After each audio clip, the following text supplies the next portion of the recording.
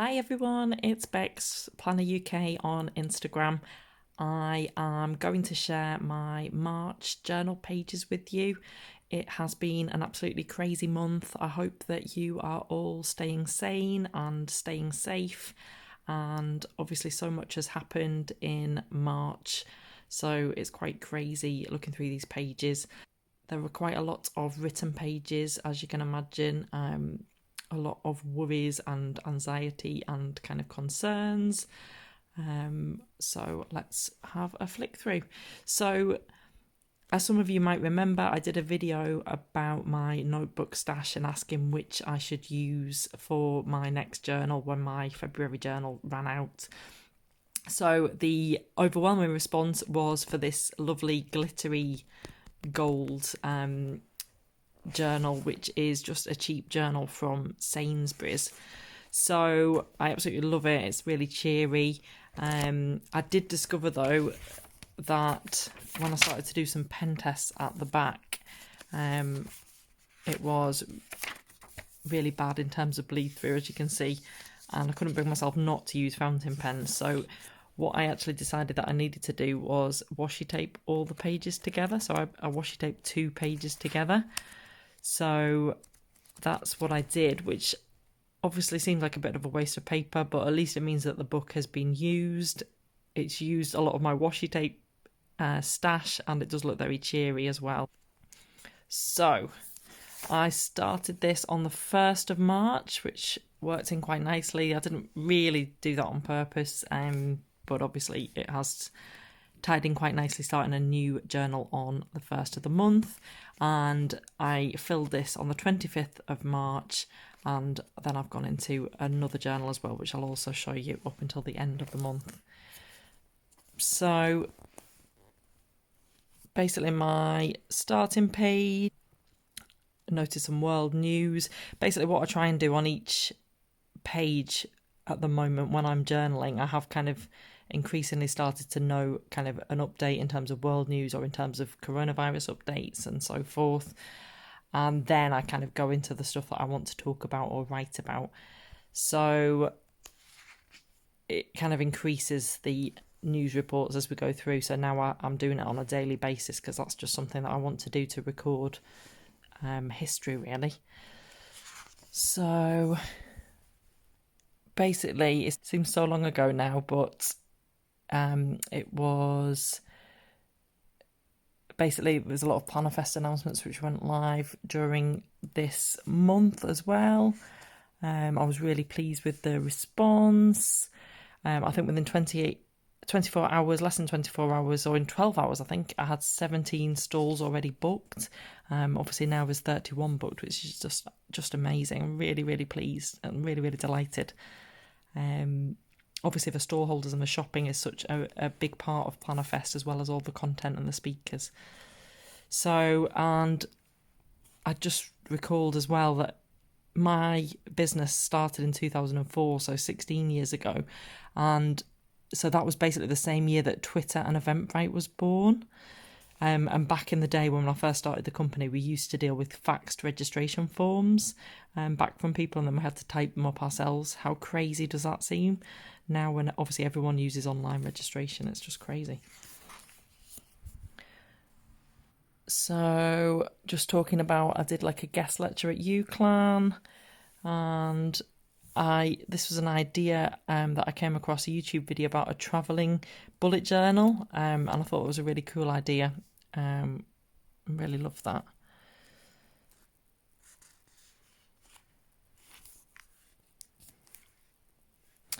So at this point, I decided that I'd try and do some more drawing with my son. So we found like a how to draw book, which some of these animals are from, and I just thought I might as well just try and draw. That's the only way that I'm going to improve, because I'm not an artist. So I quite like that.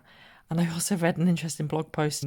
It claimed that people shouldn't buy expensive notebooks and expensive journals and planners and so forth, because actually the best ideas are written on the back of a beer mat, and expensive notebooks are just kind of paralysing for people, which I thought was quite an interesting point of view. I personally don't agree with that. I think that you can record your best thoughts and kind of really cherish what you're writing if you have like quite a special notebook or journal or planner that you're writing in. But I thought it was quite an interesting point of view, really. So Moleskine, however you pronounce them, I do love the kind of brand that they've created and the kind of collaborations that they do and the artwork and stuff that Moleskines use, but I just can't get over how bad the paper is, like especially for fountain pen users, which is just a real shame, and I don't know why they don't sort it out, really. But I did read this interesting fact that Moleskine sales are higher in stores that are close to Apple stores, and I thought that was really interesting to kind of read that. So I decided, I think I didn't really want to write much on this day, so I decided to do an About Me page.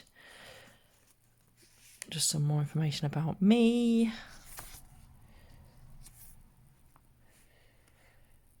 It seems so long ago. My husband actually went snowboarding to France for a few days with one of his friends. And obviously that's crazy now because obviously all the flights have stopped. Greatest dancer, I'm a big fan of dancing and Strictly Come Dancing and The Greatest Dancer I absolutely love. So I was really pleased that Michael and Javita won it because they were my favourites from the start. I think there's an earlier journal entry saying that I hoped that they'd win.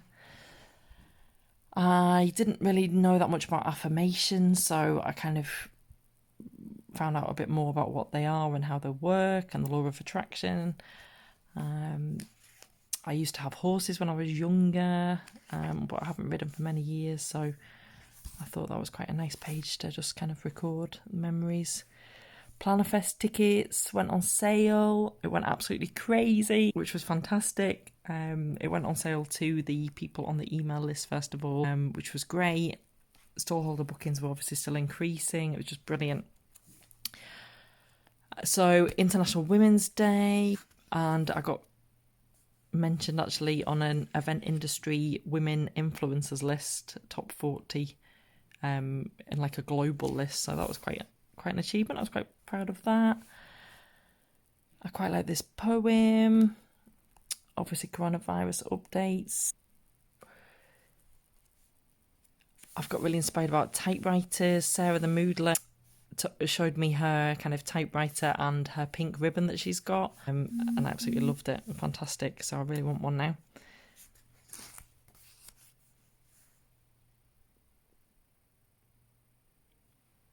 So a big exhibition in the event industry, IMEX Frankfurt, got cancelled. Obviously repercussions for in kind of Spain's tourist industry, how the virus is hitting that. Obviously at this time Glastonbury was saying that it was still going ahead, but Ireland brought in measures to cancel events of 100 people or more, so obviously that's a big concern to me in my day job and obviously as an organiser of Plannerfest as well. One of our clients had to cancel an event which was taking place next week, so that was before the government kind of restrictions came in, but obviously the event was for NHS staff, so obviously it wasn't appropriate to kind of take NHS staff away from the front line to come to a conference. Friday the 13th, more events were cancelled. Brighton SEO, London Marathon, Five Nations Rugby. Crazy, they were just dropping like flies. And I had an interesting conversation with someone that I know actually who has always worked in event insurance. Obviously, a lot of people think that if you have event insurance, you're automatically covered if the event is cancelled. But actually, cancellation insurance is a specialist extra insurance that you have to take out, which is often quite expensive. So taking out the insurance can cost a fortune. And, other than the biggest events, generally most events, don't have specialist cancellation insurance. But actually, I asked him where you would stand if you did have cancellation insurance and an event was cancelled, and he said that because it's a virus and a pandemic, it wouldn't actually be covered anyway. The insurance companies apparently changed it after SARS, so that's crazy. And I think I was having a bit of a rant here as well about Venues as well. Obviously, some venues have been really understanding when events had to be cancelled or postponed, but obviously other venues are being like Rottweilers and expecting the full amount to be payable, sticking by their terms and conditions, which say that the full amount will be payable if it's cancelled or postponed, particularly if it's close to the event. So I think after this is over, I think the venues that have treated their clients really badly and not negotiated or been flexible, I think obviously they will see a drop in business and it will have repercussions for them. So anyway, this was my oldest daughter just practicing some of her writing and things. Bit of an update about around the world and how it was looking. And this is quite crazy. I don't know if you've seen it, but it was kind of circulating on social media. There was two things combined. A psychic called Sylvia Brown had made a prediction in her 2008 book called Ends of Days. And I'll just read it to you. It says, because my handwriting is really bad, sorry. In around 2020, a severe pneumonia-like illness will spread throughout the globe, attacking the lungs and bronchial tubes and resisting all known treatments. Almost more baffling than the illness itself will be the fact that it will suddenly vanish as quickly as it arrived, attack again 10 years later, and then disappear completely. So that just seemed a bit eerie, really. And people had merged that with Dean Koontz, do you pronounce it? He's got a book called In the Eyes of Darkness, and he, when he re-released the book under his own name, then the virus was named Wuhan 400. So yeah, people have kind of merged the two and said, oh, how spooky is this that it's all been predicted and so forth. But anyway, interesting. So yeah, it got more scary, really, in terms of more events being cancelled. Obviously, I think I'm having a bit of a worry and a rant here that in terms of events, obviously they do have quite a long lead time.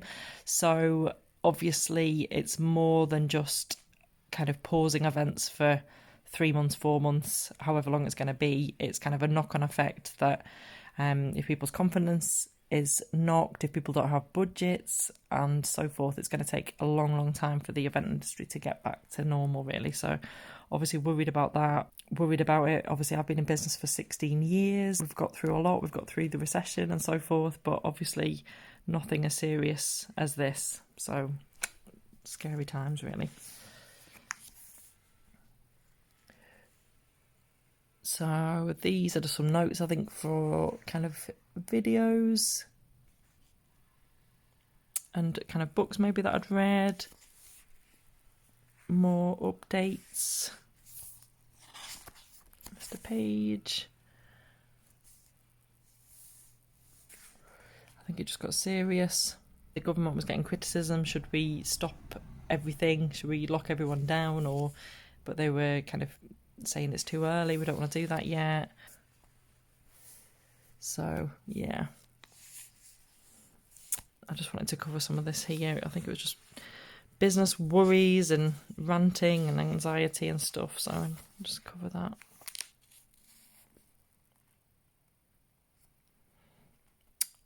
Obviously a worry, what if there are no more events in 2020 or until 2021? There was a Stereophonics concert in Cardiff that went ahead, and obviously that came under criticism that, why was it going ahead? Obviously the government hadn't stopped it, but obviously, ethically and morally, should it have gone ahead? I don't know. I don't know what the answer is really there.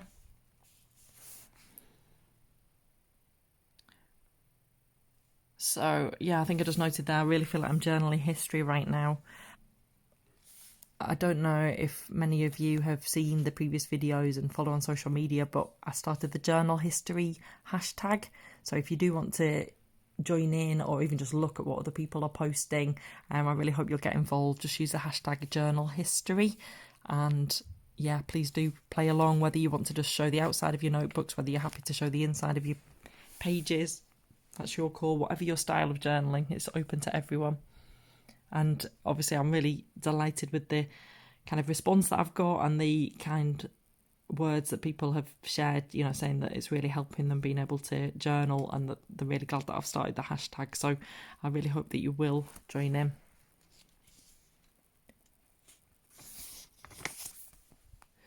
So I did this page here trying to find the positives in the virus. Puts everything into perspective, potentially lots of extra time together as a family, no work, although I put SOP, lose weight because there's no food in the supermarkets, less business competition after it's over. Obviously, innovation always comes out of difficult times, so got to try and look on the bright side in terms of that. For the event industry, it'll be a big step forward for live streaming and kind of hybrid events, more time to enjoy baby. We are living through history. Hopefully the kids will remember this time together as a family. Obviously lots to journal about, lots of time to think about ideas, time to do the jobs maybe that I've been putting off. Hopefully I've put as well, people will need events, human contact, and something to look forward to more than ever when we come out with this, which I think is very true. And obviously it will shake up the way we do things like remote working, and also because we had a toilet roll shortage, Woucher had a special deal on where you could order for 120 toilet rolls, so I ordered them. So I'm going to have lots of toilet rolls when they finally arrive, which is going to take about a month, I think.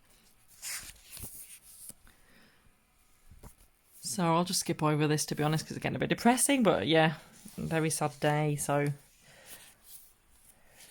it was, yeah, obviously everyone's feeling it, I think. Updates. I was saying that my baby's smiles is what's getting me through. A quote from my husband, which I don't normally swear really, but yeah, I thought it was very appropriate. And also on Andy's granddad's gravestone, just thought I'd note that as well. Seemed very poignant.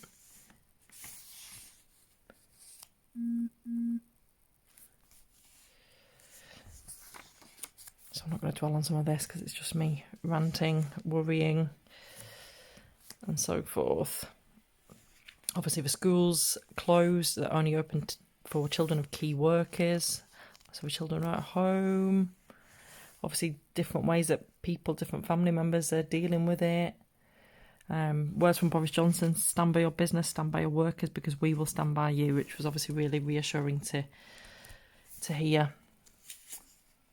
My emotions, it was an absolute roller coaster of emotions, so I was just kind of recording how I was feeling.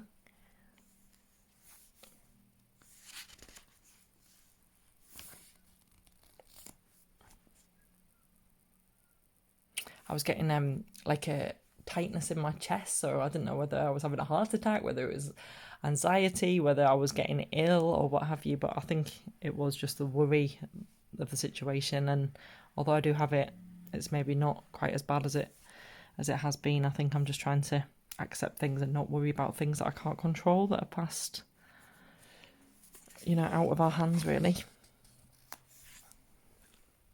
I thought this was quite poignant as well. This was something that was on Facebook, so I kind of noted it here. And the bits that stood out, we all listened more deeply, which I thought was true. My 2020 word for the year was evolve, which obviously is still fitting, but in different ways to what I anticipated. But my new word, I think, for 2020 is actually rollercoaster, because it's just such a rollercoaster ride, isn't it? I like this as well. Again, we didn't know the author of this, but this was something, again, that was shared on social media. And it suggested that there's going to be a rise in small business because all the entrepreneurs had a moment of stillness and creativity. So coming out of this, that they will be bringing new ideas to life. And I really hope that's true, because we're going to really need that, aren't we, to get out the other side. So homeschooling, obviously we've been thrust into homeschooling. So I was just kind of writing down some of the ideas, because there was just an explosion of support and help and resources and so forth. So, and like psychologists sharing different ideas, and I just kind of noted down some of the ideas, really. This, I think, is going to be a blog post that I will write eventually, how events will or could change forever. So I'll just skip over that. Coronavirus and festivals. This was like an article on the BBC about the impact of it. So I did enjoy journaling, even though I'm journaling about quite despairing stuff. I did quite like that I had pretty pages to write on and to cheer me up. I think I'm just having a rant here about COVIDiots, as the Twitter hashtag was trending. People being silly, not respecting the guidelines, going out, obviously putting other people at risk, and so forth.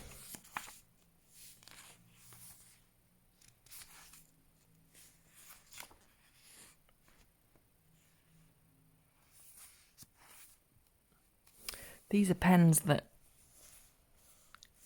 should be really cool, but actually every time I use them I just blob everywhere, but I never learn. I keep trying to use them and then they just spoil my pages, but there we go. So this was the day that I officially launched Journal History, so do go and check that out. I'm really pleased with everyone that's joining in. I'm really grateful to you all. These are crazy stats that I read. 1 in 20 Brits have lost their job due to the crisis. 9% have had pay or hours reduced. Crazy. The Olympics have been postponed to 2021. That's just announced. My husband has spoken to his accountant, and his accountant said that before 9 a.m. he'd already spoken to 6 of his clients whose businesses were going to fold that day. It's just a worry. I know some people maybe that don't have businesses and maybe don't understand in the same way if they kind of have got that regular income. But obviously, if your whole livelihood has gone, it's kind of not only a massive impact on the family, but how actually does the economy get through this without businesses and without the taxes from those businesses and so forth. So crazy.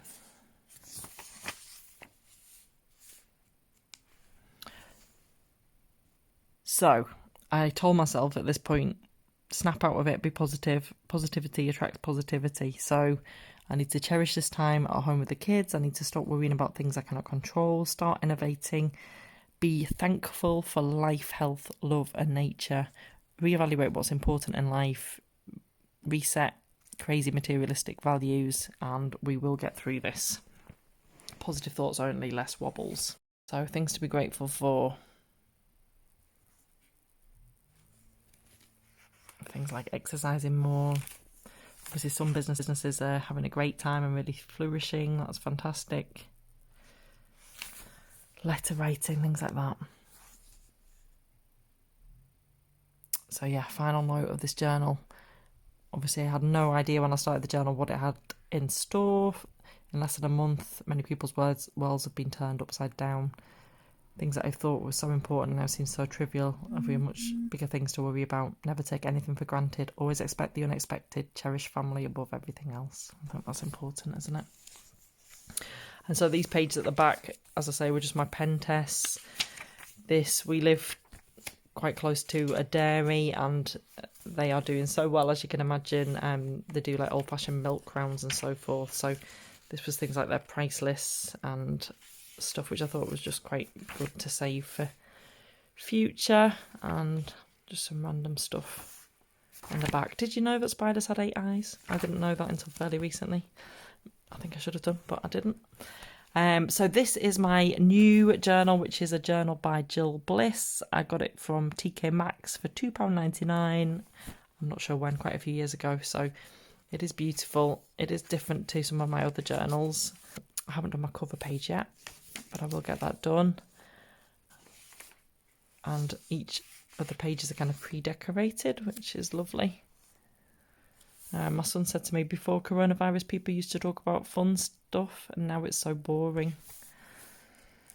Which is really sad to hear, isn't it? But it is everywhere, isn't it? So yeah, I'm not going to dwell on some of this.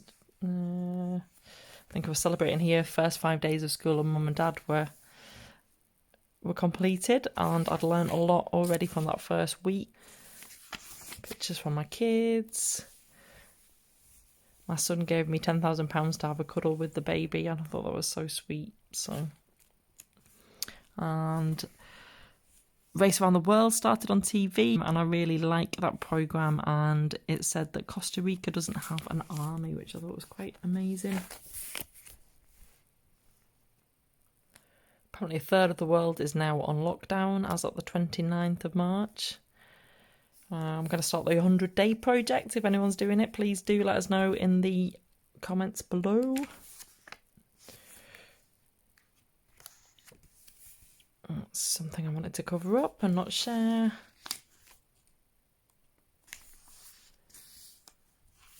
I've started doing Couch to 5k, so wish me luck with that. Again, sad and grieving right now.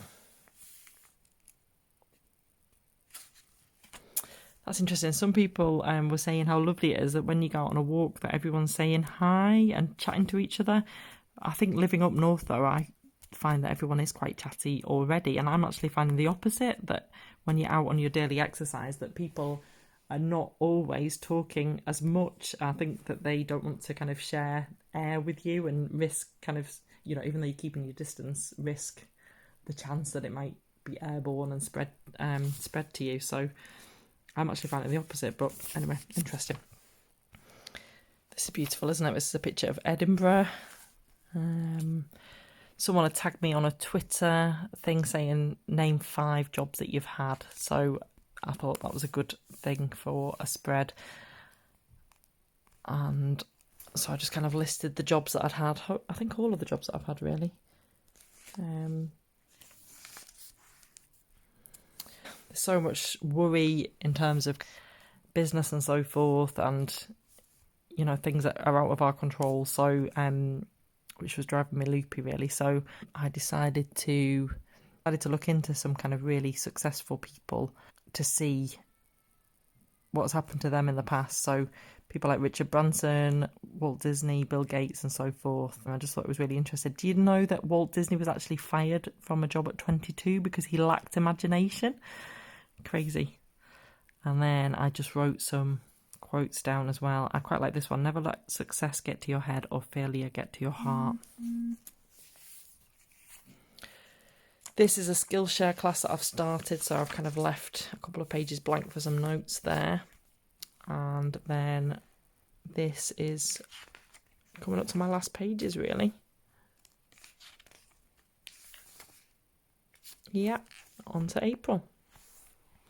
So thanks everyone for watching. Sorry if it had a bit of a somber tone to some of this, but obviously it's just the way that my journaling has been this month with everything that's going on in the world. On a positive, it has really, really helped me being able to write down and record this and kind of process my thoughts and so forth. So if you're not sure about whether it would help you, why don't you give it a go if you haven't already? Or you might just want to journal to talk about other things. So you might want to journal just to forget about everything that's happening in the world and just talk about completely random different things as well. So, you know, however you want to cope with it, then obviously that's your call. But please do check out the hashtag journalhistory. We'd love you to join in if you can, or if not, maybe just have a look, and hopefully some of the pages might inspire you, and you might want to start your own journal or junk journal or art journal or bullet journal. Any type of journal is fine. Thanks for watching, everyone.